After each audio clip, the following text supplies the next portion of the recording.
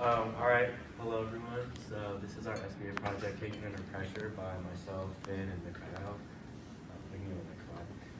Yeah, so just giving y'all a little bit of context on like what this project is about. So basically this is a graph of the total amount of kicks over 50 yards in the past basically 10 years. And so we were kind of interested in seeing how kicking has evolved because we've kind of seen a lot in the media and a lot with like new records being broken like this year with the longest kick.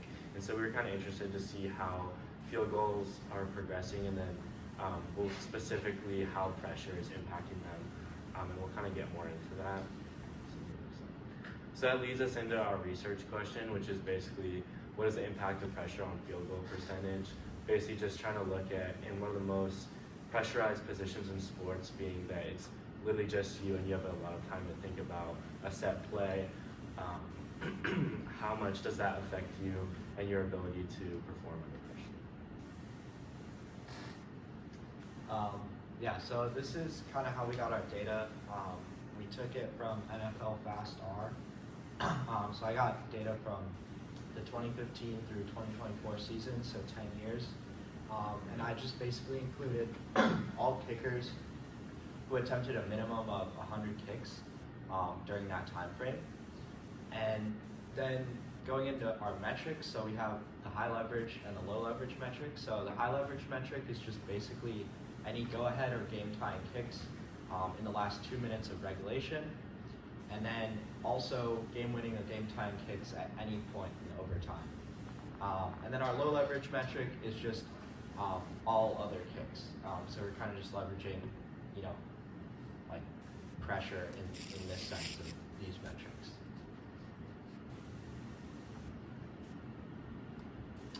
Yeah, so in this graph, we sorted kicks by the different yardage distance by 5-yard bins. And on the left graph, you can see the low leverage percentage per bin versus the high leverage percentage. And then the graph on the right, that shows you the difference. So what we were able to find is that in all the yardage bins, low leverage kicks are made at most of the time, much higher percentage. At worst, it's equal. Those are the ones where it looks like it's missing bars, but never is the average higher in high leverage situations. So now we kind of wanted to analyze like a potential confounding variable, so like age. So you might expect that maybe kickers who've been in the league for longer, who have attempted a lot more kicks, are kind of used to the pressure. So we decided to chart age along with their high leverage and low leverage field goal percentage. So this is just an average of the kickers. So you can see we have like from age 22 to age 40, and the lines are pretty much consistent. There's a little like the trend lines are pretty straight. There's a lot of like variability like once you get towards like the 36 to 40-year-olds. That's because there wasn't like a ton of data. We only had like 5 to 10 qualified kickers.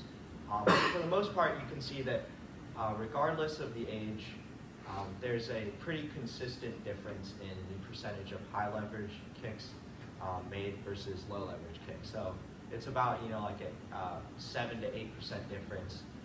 There is like a slight trend up for low leverage kicks and down for high leverage kicks, but it's not like super it's not super noticeable and not necessarily statistically significant. But basically this is just showing that regardless of age, low leverage kicks are made more than high leverage kicks. Yeah, okay. So this graph, it kind of takes a look at individuals kickers, so the difference between their percentage in high leverage and low leverage situations.